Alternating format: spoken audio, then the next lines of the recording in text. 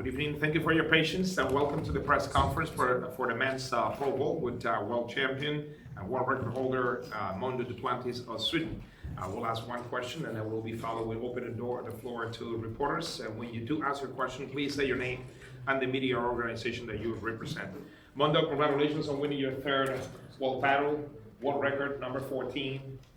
4 years later, after your Olympic gold here in Japan, do you think you owe that world record to the Japanese crowd? Yeah, I think so. I think I was owed it too a little bit because I felt like I was really close the last Olympics here. And I think that the difference maker was being able to have the spectators and have the full energy of the crowd, because it was one of the best stadiums and atmospheres and experiences that I've ever had, actually. So, and I think that really helped towards the end when it was starting to get a little bit later and you were getting a little bit more tired, you know. Thank you. We'll open it up to the floor here. Larry first, followed the lady and then the gentleman at the back. Larry, you're one block run. Mondo, congratulations. You had a big series tonight too. You had 9 attempts. Mm-hmm. Where during the jumping did you start giving you some confidence that you're going to go for the world record, or did you just make that decision after 6:15? Yeah, I felt like I had confidence the whole time, honestly. Like from first jump, warm up, like whatever. Just the first time I was on the runway, I felt really confident. But I definitely took more jumps than I would have, than is probably optimal for breaking world record and whatnot. I was pushed very hard by Manolo today, and just super tough competitor. Really proud of the way that he competed, not only today but throughout the whole year. I think it's really made me up my game and made me be sharp throughout the whole year, and especially today. It took a lot of jumps out of me, but that's what championships for. I have to make sure that I win first, and I have to make sure I take back home the gold. So I was always going to do whatever was necessary for that, and then after that, I was always going to, no matter where the energy level was, I was going to at least take jumps to the world record.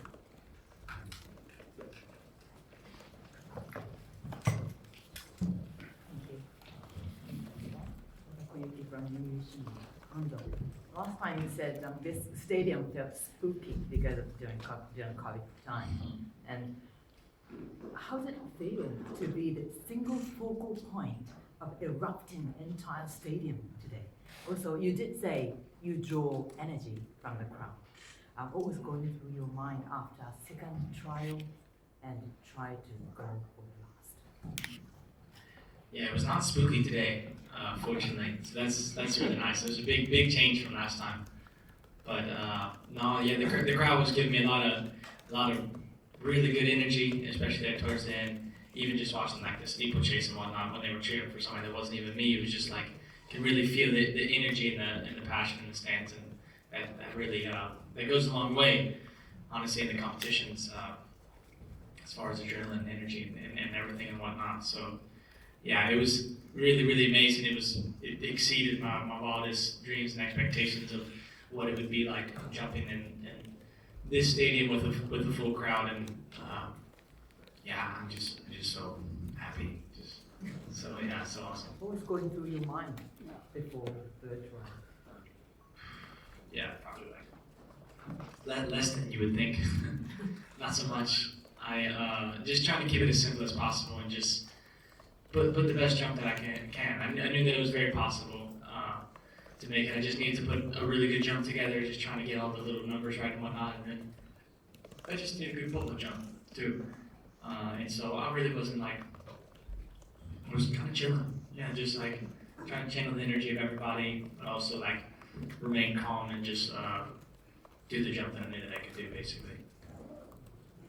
A question here for the gentleman to my left. And we have the gentlemen at the back here. We'll keep an eye on all of you, so let's all thank you. I'm Kato from Data Single. In front of such a big crowd, all watching only you, how did you overcome the pressure?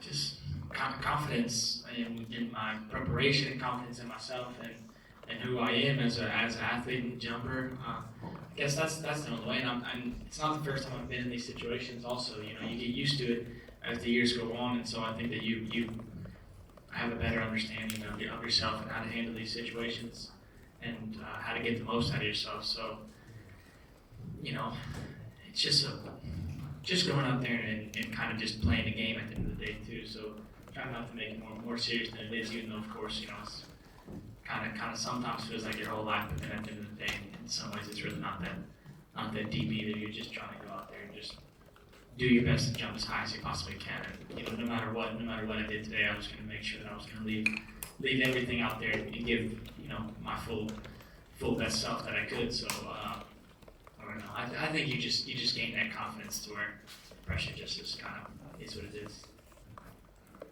So I'll take the gentleman at the back here, and then follow the young lady here. We'll just two at a time, please. Thank you. The mic is coming to you, yes. Thank you, Mondo Duplantis from Swedish Express. And I have a two-part question. First of all, you say you draw a lot of energy from the crowd. We can see you were pumped up today, making a lot of gestures. One of them is silencing. I wonder if that's just adrenaline pumping, or was that directed someone? And the second part, after the competition, Sam Kendricks said in Swedish television that the Swedish public have to stop milking world records out of you, or you'll burn out. Appreciate the records you have received. Do you feel there's a pressure on you from the Swedish public for you to deliver world records? So that's the two questions. Probably not. Like, I think, to answer the second question, I guess first, no, I think that's like probably a lack of understanding of Swedish culture. By Sam's part, to think that like the expectations are super high on me as far as like the Swedes are concerned. I think that's they're not like the most harsh in that kind of way, and so I have no complaints, and I actually have no idea what he's talking about. If I'm being completely honest, I think that a lot of people expect world records out of me a lot of the time, and I think that there's also a pretty fair reason for that too, because I've broken the record a lot of times, and I've showed that whenever the conditions are right and whenever I'm really up for it, and whenever it's there, then then I have a really good chance at leaving it up there. So there's that also. So yeah, I don't know what Sam was talking about though. Honestly, he's just saying stuff, I guess. And the first part with the... Well, the shush. No, no like real story behind it. I don't even know. I don't remember when I did it really. I just was like, I was just like shushing. I don't know, just like let's just calm it down. Like you know what's going on. There's a lot more that's coming. I think that's probably what I've mostly meant too. If I ever do like the calm down thing, it's more like, yeah, this was a good jump, but like we got some more in the tank. We got more to do. But you probably didn't understand the thing I did like this though, did you? No. That was probably confusing for you. Tell us about it. I will. Ichiro Suzuki. He's a baseball player, a Japanese baseball player. Grew up watching him when I played baseball in the United States.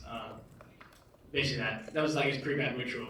So I did it just as like a stupid thing because my brother was in the crowd today and he plays baseball, and I was just trying to make him laugh basically, and just trying to get him fired up. And also the Japanese people, if they understood it. I really don't even know if they did, but I thought it was like just something fun and cocky and just like whatever. Yeah. Thank you, Mondo. We'll take the young lady here at the back, followed by you, and then we'll go from there. Two at a time, please. Thank you. Over here, please. Right here, to the front. Thank you. Hi, Amanda. Nika Rorek-Lucevic, World Athletics Media Academy. Two questions for you. First, you already conquered the world so many times. Will the name Mondo as an artist name stay only as an artist name, or will there maybe be a song called Mondo? And second question, you have been in Tokyo for 2 weeks. How has it been? What was your favorite thing to do, and maybe your favorite dish? Thank you. Yeah, the first part, I don't know. Like, yeah, if it happened naturally, I guess. It just depends on the song and like whatever I come up with. For the most part, I'm mostly just freestyling. I just do whatever the vibe gives me at that certain day. So, if there was some type of track that happened to come up where I'm just like fully just being like super swaggy and cocky and I'm just talking to myself, then maybe it's Mondo. I don't know. But yeah, I just do as I please, I guess, when it comes to that. But yeah, the other part, I've really enjoyed my time thus far, actually, in Japan. I think I've had some of the best food that I've had, honestly, like in my whole entire life, has been here. And I've always loved Japanese and Asian food also, but more specifically Japanese food, just like the Western that I get. So I never really had the good version here. So just like a lot of good sushi, a lot of good meat, shiba, I said it right. But just eating like a lot of good food, and I think that's very helpful when you're somewhere for 2 weeks, because it's like all you do is like eat. Basically, it's like all I do at least. I just like go work out and I just eat food, you know. That's basically it. So it's pretty important whenever you're enjoying the food and having good food too. So that's been sick. So I'll take a couple of questions here. The gentleman first, and then follow the young lady, and then we'll get to you in a moment. Thank you. Mondo, is world record more special when it's beaten in a major championship like here or like in Paris last year? And also, it's just 1 centimeter higher than 629. Mm-hmm. Is that number 630 more special also? Yeah, I mean, I think for sure it's way more special. It's night and day. I don't think it's really even comparable to break world record in the championship meet, and then not in it. It's like, yeah, it's not really comparable, I would say. So this is like very much extra special for me and everybody, I would say. And of course, it's going to make the biggest splash, I would imagine too, is whenever you're able to do it, because this is our most important competition of the year. If it was Olympics last year, that's by far our most important competition. So, and that's where the most eyeballs are going to be watching me too. So, a lot of them probably saw it on Instagram or whatever it is if I jump other world records. But there's a lot more people watching this one live, for sure. So, and that way it's a lot more impressive. But yeah, but the 630 sounds really nice. It just sounds super clean, and it's a new barrier for our sport. And I'm super, I don't know, just like super happy about that. And I think it sounds a lot better than 29 for sure. And it's just, yeah, it's just nice. We'll take the young lady here to my left, followed by the gentleman with the hat, and then we'll get to the right-hand side here in a moment. Thank you. Over there, yes, please. Mondo, it's Camila for the World Athletics Media Academy. Mondo, I'm curious about any specific thing in your routine, like before taking each vault, you're like talking to your coach and father, you're talking to everyone. Sometimes you were like not wearing sneakers, just walking around with your socks. But how does this routine work for you? Is that something that you planned before? Is it something that you just go and do it? How does it work and how does it help you? I don't think I have so much of a routine, honestly. Like, whatever I'm doing, it's just like very much in the moment. Probably like the least routine-based athlete out of like anybody here, honestly. Like, just totally going with the flow and just doing whatever I feel, and just kind of getting a gauge and radar of my body and what feels nice and whatnot. But I really have I genuinely have no routine or like superstitions or like whatever, like things that I do before the meets, during the meet. Like I just do whatever, honestly. Just like Yes. Yeah, Andreas Czech, Swedish Aftonbladet. Just curious, when you were celebrating with your family by the stands, there was a little kid with you up there having time of his life. Who was that kid and what's the story behind it? I don't know. Good question. Yeah, just a kid. I think he just ran from the stands. I really don't know.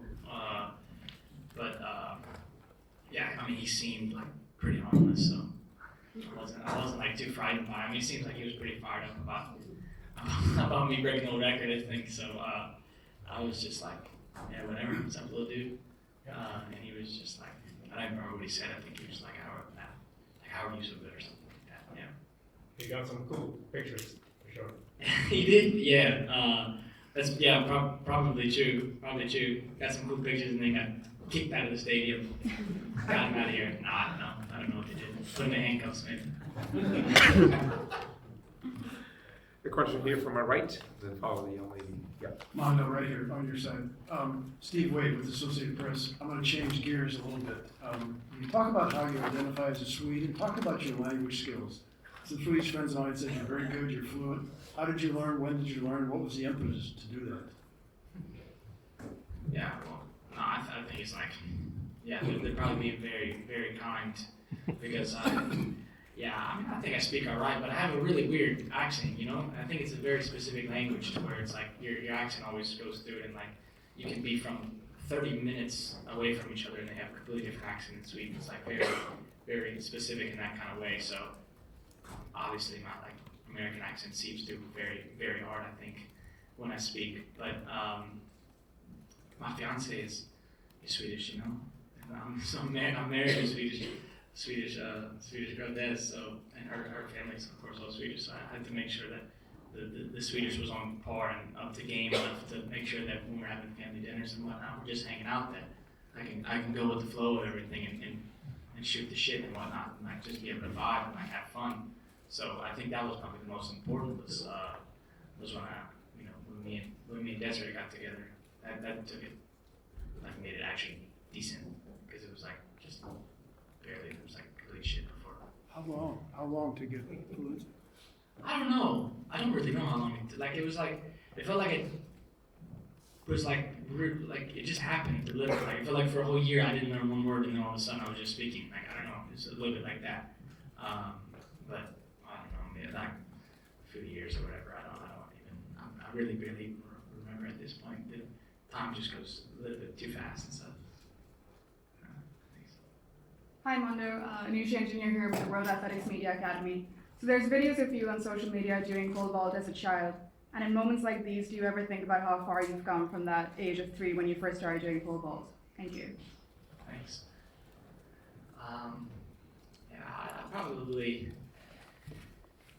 think about it less than I should in some ways, but I really do enjoy looking back at the videos, and if it ever comes up of me jumping when I was young, and that makes it, it's a really special feeling, because yeah, I mean, I was just like everybody, just a kid with a lot of big dreams and aspirations of being the best in the world, and every time I went there in my backyard to go jump, I just was picturing something completely different. I was picturing in my head basically being in this situation that I am today, of being in Tokyo or Paris in a full stadium, and it's me and the world record. Like I feel like I have almost deja vu when I'm in these moments, because I've dreamt of it so much as a kid, to be here and like almost like manifested, I guess, in some type of way.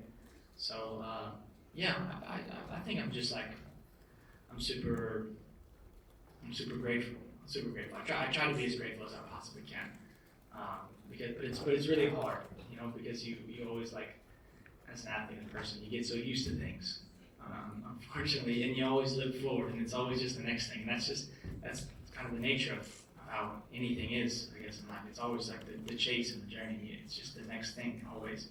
But I try to enjoy everything as much as I can, and I make sure that if I do anything special like this, then I enjoy it as, you know, give it at least a really good night. Thank you. We'll take the one question from here, and then the gentleman in the white t-shirt, you can find the microphone. I wonder, when you're making that shift from winning a competition to then focusing on the world record, does the balance of the mental and physical challenge change? I think in some way, yeah, sure, naturally it changes. I think the pressure is probably like even a little bit let off in some ways, because I've already won the competition, and that's the first and foremost, most important thing that I need to do. And so I just, yeah, after that it's more just like cherry on top, and I'm just like, you know, eating dessert after, basically. So I just try to put my best jumps together, and I feel like everything after that just kind of is like a bit of a blur also in a way, because it's like, it's kind of bonus. It's like a bonus round that you just get to like play around with. So I do enjoy that moment very much, is when it's like one record time, and it's like, it's just, yeah. So we'll put the gentleman here, and one last one from the gentleman in great. Mondo, congratulations.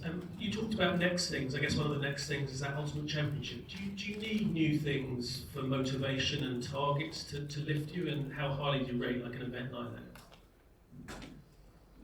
Yeah, I mean, I think it's very important. You want big competitions, and you want to compete against the best of the best. And I am super excited for the Ultimate Championship next year, of course, because it's going to be competing against the best in the world, and that's what I like to do. But for me, I think the motivation just comes from like, I can't lose. I don't want to lose. I don't want to go to the track and just because I broke the record today, it's like I go and just let these guys beat me, even though I think that they shouldn't beat me. It just doesn't really work like that mentally. So every time I step on the track, I just have to make sure that I stay on their throats in a way, I guess. And I just like I want to do what I know that I'm capable of. So I feel like motivationally wise, it's just like it's not that much of a problem because if anything, it just gets more because I know the level that I can compete at, and I just kind of demand that out of myself. Over there. Mondo, congratulations. I'm Masahiro Muku from the answer. Other competitors were cheering and celebrating your world record. What does it mean to you, competing against those great athletes and to be able to share the joy with them? Yeah, it's super special. I'm very appreciative for the love that the guys give me and all the cheering on and support, being 10 toes and completely backing me up when whenever I'm able to do one of these special things like a world record here. So I just feel really really grateful for such a great group of guys that we can have such a close knit, almost family in a way. Well, thank you. That brings the press conference to a close. Thank you, Mondo. Congratulations once again. Mondo Duplantis. Thank you.